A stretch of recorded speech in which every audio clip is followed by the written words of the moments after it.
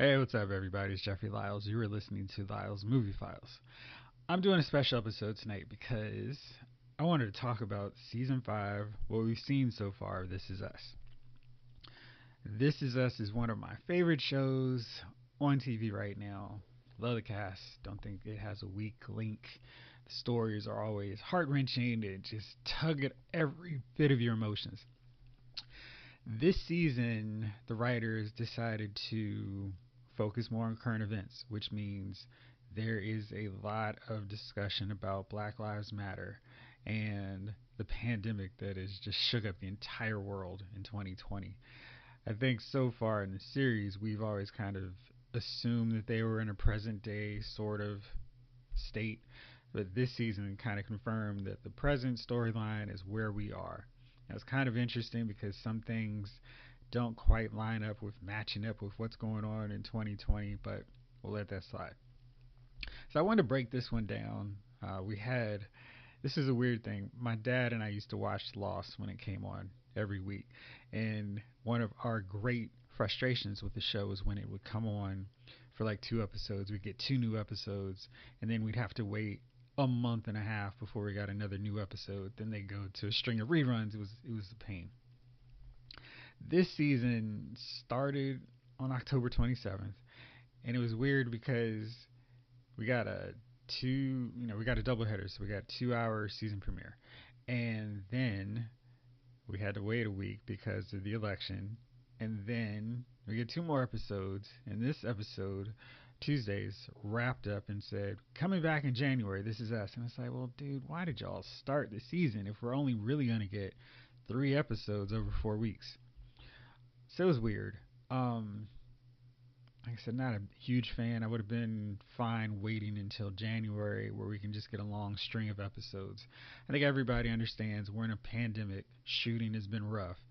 But going the rest of November, so that means no Thanksgiving, no Christmas episode, and those have kind of been staples of the show. Not having those special episodes are weird, and it'd have been interesting watching the show tackle something that's a reality for all of us. How would the Pearsons spend the Thanksgiving in quarantine? What would Christmas look like? I think in a lot of ways, This Is Us embodies the best parts of family, and it would have been really fun to see how they handle that in this pandemic era. But we're not going to get that. Maybe we'll see a New Year's Eve party. Well, who knows? I wanted to kind of do this recap looking at each character as opposed to all the big storylines at once. So I'm going to just tackle them character at a time. Starting with my least favorite storyline slash character arc to my favorite. So let's go. I'm going to start off with Rebecca, not because she doesn't have anything interesting going on, but because her storyline didn't really develop further than what we already knew. She's slowly losing her memory, and the first episode or first 2 episodes looked at her, increasing memory loss, and we saw that birthday party of the big three where she wanders off and gets totally lost. Now, this was back when this was kind of teased earlier with Randall and Kevin, and hey, what's going on? And it was just a fake out. Everything's fine. She remembered everything, and she's here for Thanksgiving. This time, we got to see what happened. Now, the tricky part was they tried to retrofit this scene as if it was happening right now during the pandemic. So when she's in the restaurant, nobody's wearing masks, and she's in a restaurant. That was kind of weird. Maybe Rebecca's in the Midwest. So anyhow, it was this thing of, okay, we're incorporating that into this flashback, and besides that, everything kind of checked out. Although the police officers also didn't wear masks when they brought her back over, nobody's wearing masks. But that's just kind of something you have to deal with when you're fitting something into another scene. And if that segment was part of quarantine life, then you had to incorporate that as well. So yeah, that was basically all of present day Rebecca's storylines. She really didn't have anything on her own going on in the flashbacks. So Rebecca was kind of a supporting character for the most part, and sort of just there. No knock on Rebecca. She just didn't have anything interesting. I want to move on to my next one because this one, I don't know. I think Kate is a good character. I like her kind of more in theory than basically any storyline subplot that she actually has. So, for whatever reason, her and Toby were having these marital issues. They were having these really significant communication problems last season when their son, when they realized that he was blind and couldn't see him. And then Toby had this impulsive thing of, well, I understand the value of siblings, so let's adopt. And it seemed like a very Toby thing to do. But it also was kind of weird because they just, they had these marital issues. I don't really know if they worked them out sufficiently in the sense of, hey, we're going to have a kid that can't see. What does that do to affect and change our life? And I don't feel like the writers really explored that well enough before, hey, let's just go into having another kid for him. That seems a little odd, just in the sense of that storyline has enough ground to tackle with both of them adjusting to this new life, just as parents. Also with his eyesight issues, trying to be PC and not just call him blind the whole time. But I mean, it's an issue, and it's something that they have to address and learn how to navigate. And I feel like just immediately putting little Jack onto the shelf, and he's with a babysitter, but who is this babysitter that's watching him all the time? Because we don't even introduce that character. And that babysitter should have probably been a storyline. Like, hey, who is this person that we have watching our son? Are they qualified to watch our son? I don't know. I feel like with Kate, they have so many tragic storylines that trying to work up some drama with this new mother who is going to deliver their baby and this triggers something in her past seems like a problem.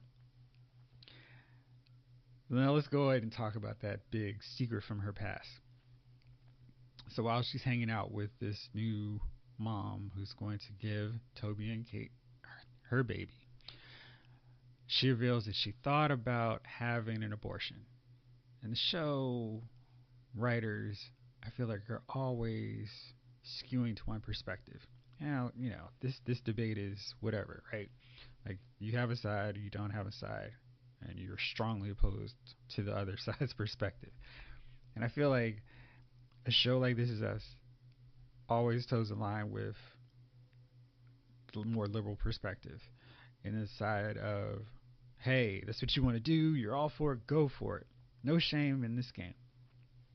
And I feel like sometimes we need a character, maybe like cousin or Uncle Nicky, who would stir things up with that other perspective where it's like, ooh, everybody's uncomfortable.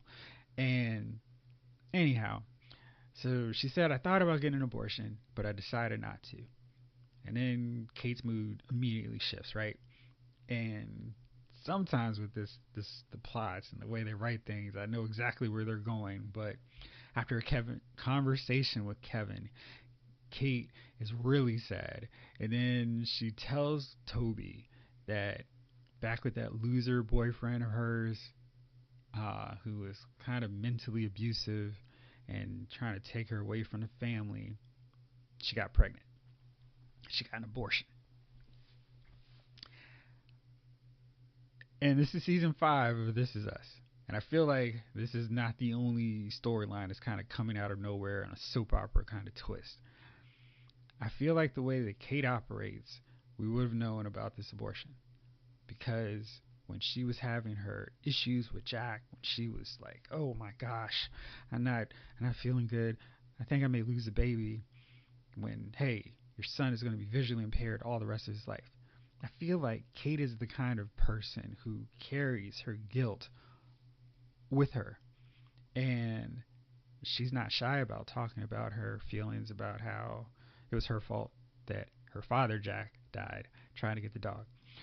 And just her issues with her size and her self-esteem, her singing. Like, she's never been shy about talking about her issues. Now, Sure, maybe that's something she never wanted to talk about with anybody, but I kind of feel like Kate would have interpreted her issues during the pregnancy as some sort of punishment for getting an abortion when she was 18 and not being able to take care of the baby. So that just kind of feels like one of these, hey, let's give Kate something else tragic. I hated that boyfriend storyline because they always make Kate off like such a loser. And some of that is because I don't know if it's some inherent thing about, hey, she's the bigger person, so she can't ever really be happy long term. But I feel like this was a time to just let Kate, be happy. She has a kid. They wanted a family. She's got one. Throwing in this newfound guilt about having an abortion when she was 18. The big three now we know are 40. So this was a long, long time ago. And I don't know, it's just weird that it just so randomly came up right at this point, and we're supposed to. I don't know. Kate is just not the person who would never have talked about that to anybody, especially Toby, who's always been super. He's Toby has been that guy who's been super supportive. He's never shied away from backing her with anything, and he didn't know her when she got this abortion. So I don't know. It just seems so odd that this would never have come up, especially when she was in the midst of struggling through this pregnancy. Yeah, wasn't a fan of this twist. I'm not the biggest fan of the let's immediately adopt a new kid and introduce that as some new drama that they've got to face. And I really don't know what they're going to do to resolve this Kate got an abortion when she was a teenager storyline anyway. Because it's just more trauma, grief that the rest of them really don't deal with. And it's just making Kate sad and just a character who always results in some crappy, just terrible storyline in the sense of she's never going to make you feel good when you watch her on screen. It's just like, oh gosh, how is Kate going to bum us out this time? So yeah, let's move on now because I'm getting bummed out thinking about Kate and her poor storyline.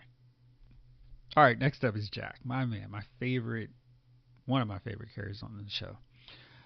Jack's role in these 4 episodes is kind of interesting. He is, as always, the ideal, trying so hard to be the perfect father to his kids and navigating them through everything. He didn't have a whole lot going on. The first 2 episodes saw him getting nervous, getting really excited about the big three's arrival, and like the fallout from that. Hey, I'm never going to grow a beard. I'm never going to have facial hair. Of course, we see that later as being a thing with him. Yeah, Jack's storylines, I always feel like the writers do Jack well. Like they handle him pretty well. Maybe that's just because Jack's dead and there's no future to continue writing for him. But I thought Jack always comes off well. And the end of this 4th episode was one of his great moments, one of the great additions to the ongoing Jack highlight reel. He's trying to get Rebecca to stop babying Kevin because he's just tired of how soft she's making him. And I think this is probably a very real argument you'd see couples having. Hey, you're going too easy on this guy. He's going to be a chump and quit at the first sign of any hint of adversity. And I think we've seen that over the years with Kevin. Like he's a work in progress. But this episode showed how a little bit of tough love actually can help him.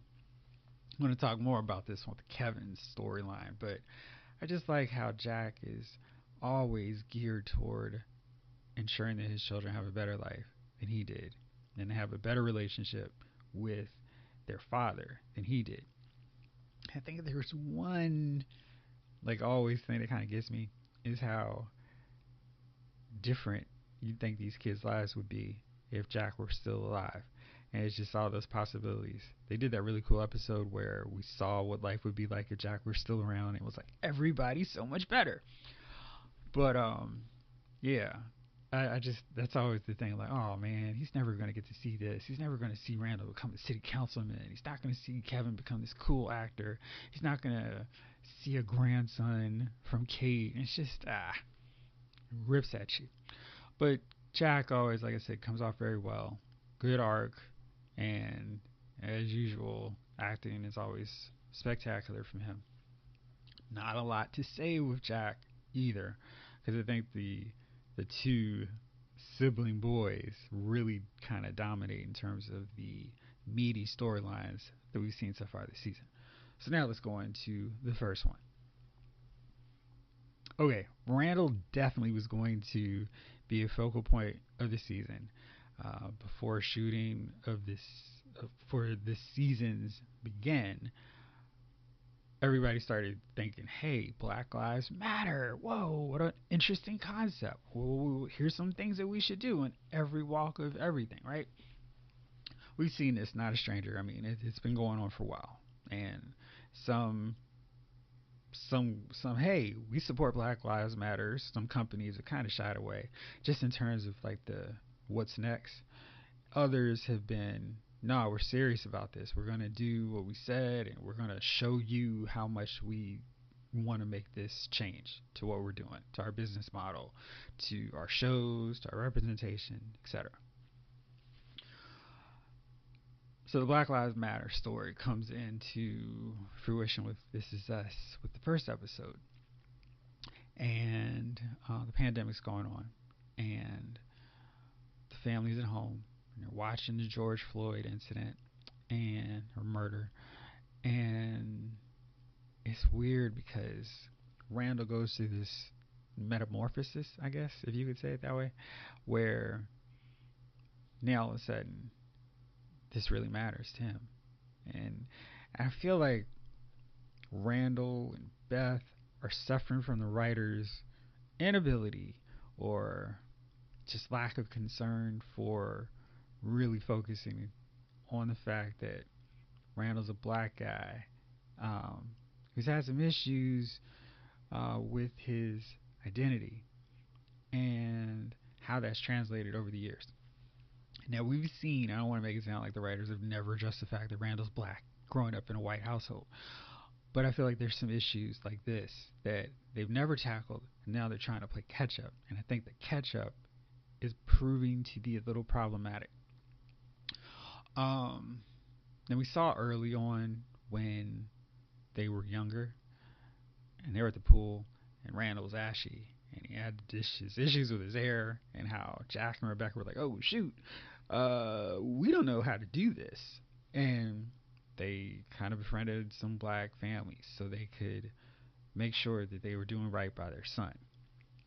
I mention that because one of the core aspects of Randall's storyline so far is he has no way to react with his family about what's going on with all these black men and women getting killed by police. And I feel like the writers are trying to overcompensate for not addressing this earlier, but the Pearson family is not the kind that I think is the right example for this. We've seen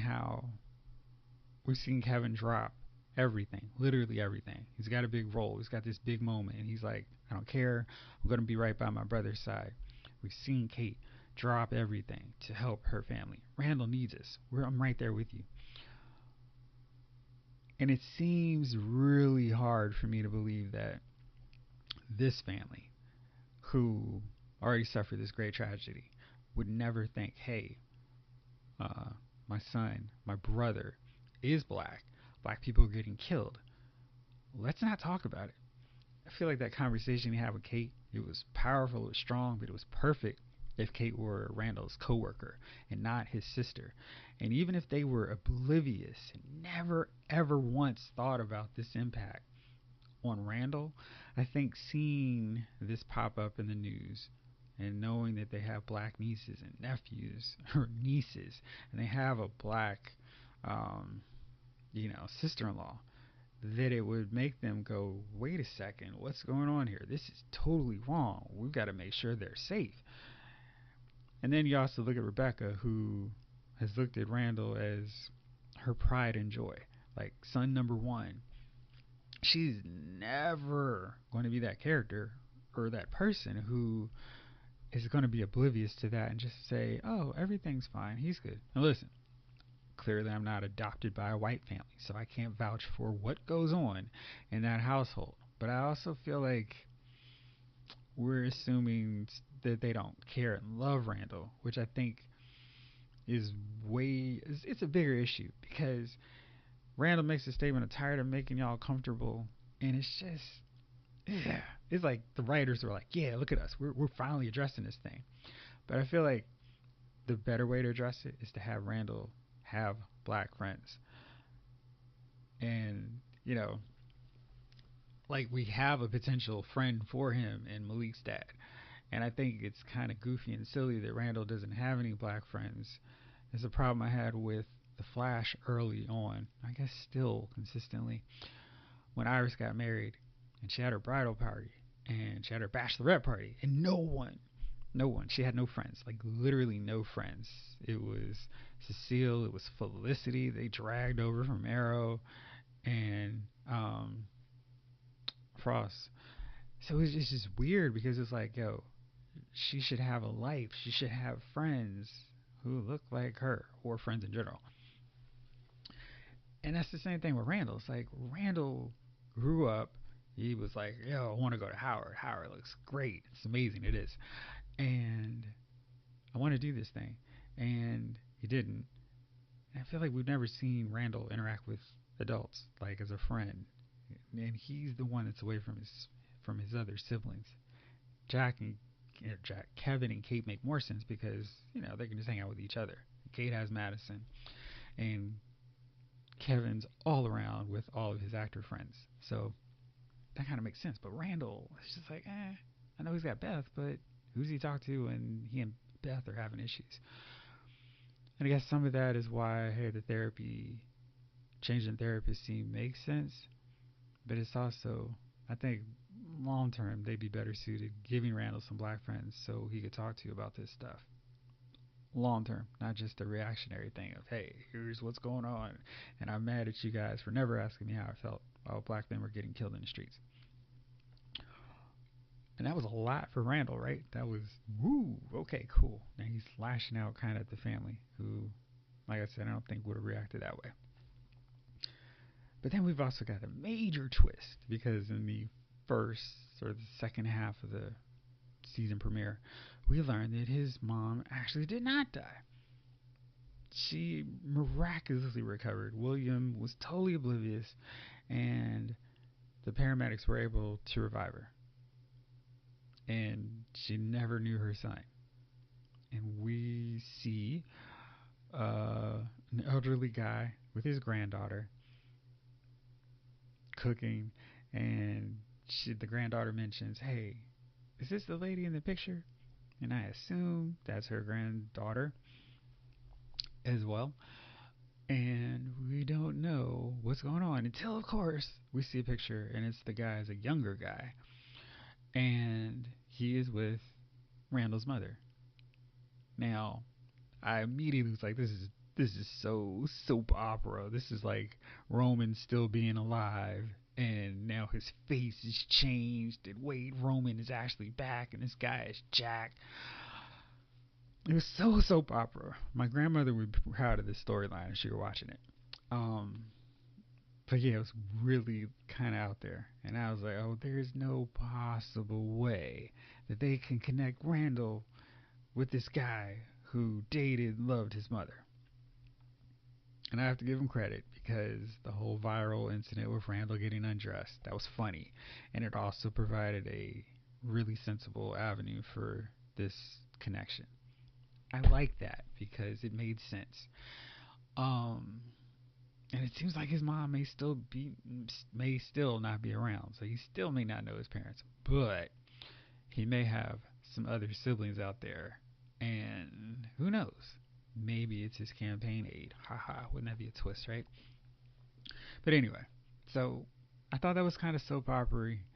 We'll see where that goes. I am way more intrigued with it than I was with the reveal that, hey, Randall's mother didn't die after she gave birth, like William and Randall thought.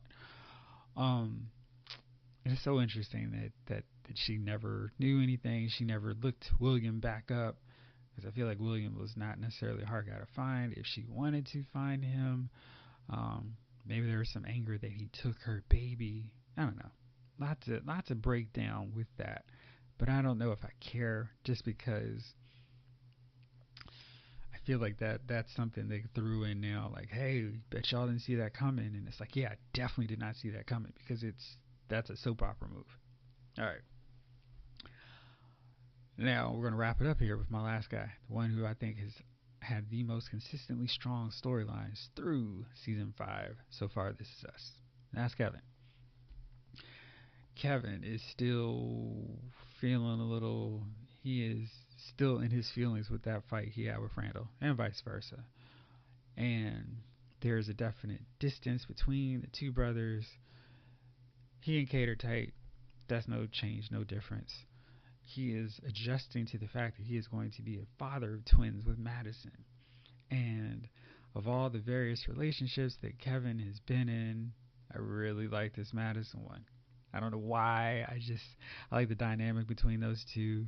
And Madison has always been a fun supporting character. She's been there for Kate for since forever. And I don't know, she's just quirky enough to work with him. And she's got her own issues with her eating disorder, so she'll fit right in with the Pearson family, right? They had some great moments. She fell, they went to the doctor, and everything was fine. He proposed to her. She said yeah. And I don't know. There's something about these two that I really like. I want to see that come forward.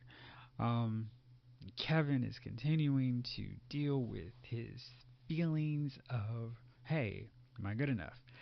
He's got this new acting gig, and he's really excited. He works with this director who is a absolute jerk. Doesn't offer him any kind of feedback. He's just like really on him hard. And it bookends with a flashback where we see the football coach giving him a hard time for not having a playbook down, and he wants to quit. He wants to give up. He's tired of being harassed. He's been getting up late at night to work out, and Jack doesn't know that. And he's eating so he can get the body type down, like the coach said. And he's like, I've been putting in the work. I'm frustrated because you're not seeing what I'm doing. And I feel like we can all relate to that on some level, right? They don't see what I'm really doing to do this stuff. And Kevin's mad, and he's just like, whatever, I'm done with this, and I'm over it. And Jack goes, nope, I'm not letting him quit. You're making him soft, Rebecca. He's going to have to work at this. And we see a really nice scene with Kevin and Randall working together. As they're becoming teenagers, we're seeing a bit more tension, or just more bickering and fights between the two of them. And it was really nice actually seeing them work together, him giving him the system to work. And it was really great to see that Kevin still adapts that strategy, the color coded breakdown of studying to get something down. It's really interesting to see where this goes. Like Kevin's dream now is he wants to win an Oscar while Rebecca's still alive and can still remember it. That's awesome. I hope that actually does happen, because yeah, I like Kevin's such a reclamation project, and I think he's that bad boy that all the girls in high school would be attracted to, because he's like, oh, I can fix him and make him better.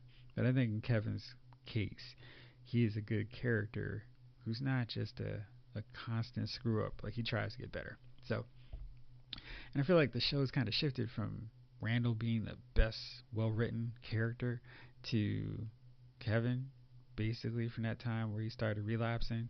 I think that was like the transition point from, hey, Randall's no longer the best character all by himself now. Now he's got some competition, and they're kind of vying back and forth for best storylines. So he's got a lot of stuff going on. He's trying to be better, and I don't know, he's fascinating to me as a character. The dynamic with Randall, and I thought he said something that was kind of interesting, because he was talking to Kate, and Kate was like, I'm so, we never asked Randall how he was doing. And he's like, yeah. But he kind of defended his parents, which I thought was interesting, and what we didn't see or hear from any other character. Because it's like, they did the best they can, or could. And I feel like the writers try to make it like Jack and Rebecca were negligent somehow for not having real issues, real conversations about being black with Randall. Also, I forgot to mention this when I was discussing the Randall thing about how the writers are being more reactive. We have a Latinx character, Miguel. We've had zero, no mention whatsoever about immigration or anything that would be concerning to Miguel. He has family, he has grandchildren. We're not mentioning that kind of stuff, even if it doesn't directly affect him. It's affecting his people. He's seeing this in the politics and everything. This whole let's build a wall, let's get him out of here. We're not addressing that. And granted, Miguel is not a main character. He's a side character married to a supporting character, basically. Because older Rebecca is basically a supporting character. But I feel like Miguel has been a long time person in Pearson's life. And these are issues that are affecting him. And maybe when something big happens, we'll start to realize that in season 7, we'll start focusing on what matters to Miguel. But heads up, writers, that's something you could talk about and discuss a little earlier instead of waiting until somebody in the writer room is like, hey, we should talk about Latinos or Latinx. So hopefully that's sooner rather than later. Because, yeah, I mean, we've got a character here. Let's talk about it. So, 4 episodes in, not really feeling where they're going with Kate. I feel like they're always trying to make her sad, and her life is just always miserable. Jack, Rebecca, marriage life seems awesome. But clearly, if you're into any storyline this season, it's going to be Randall or Kevin, because they're the ones who have the most interesting storylines. What's going to happen with this guy now that he knows who William Hill's son is? How is Randall going to react? What is Kevin going to do to become an Oscar-winning actor? How's he going to react to being a father? What's going to happen with him and Madison? Are they going to stay together? And what else is going to go down to surprise and completely unravel and upend the Pearson family as season 5 returns? But that's my immediate take right now. As far as how this rates with other seasons, I think playing catch up to social issues is not a strength of the writers in the writing room. I think they could approach this a little bit better. I really hate that Randall is confiding all of his deep thoughts in terms of being a black man to Malik. I think Malik is a character that he should have a mentor relationship with, which is cool. That's great. I love that he's working with him as an intern. But I don't like the fact that this is the character that Randall is unpacking all these issues, all these thoughts to. Because it's like, you really should talk to an adult. And hopefully, I mean, the therapist is great, but he needs more people to talk to. Rebecca's also awesome, but he needs another guy. And it shouldn't be that he's telling how all his great thoughts to a therapist and his daughter's boyfriend. Let's work on that, writers. All right. That's it for me on this episode. Winding down, sort of long, but I had a lot of thoughts about This Is Us. Love the show. I'm kind of curious to see where this is going to go. Right now, I am hoping this storyline's tighten up a bit, and that this Kate drama doesn't last too long, and we just focus on her and Toby, because I think those two are a happy couple, and let's just have a little happiness in this show, because everything else is going crazy. Alright, y'all. Thanks for listening. As always, I'll have the normal episode with the fellas up in a day or so stay tuned. And I've also got a new giveaway for Nicolas Cage's new movie, Jiu-Jitsu. More information on that soon. So over now, thanks for rolling as always, and I will talk to you all later. This episode of Lyle's Movie Files has been filed.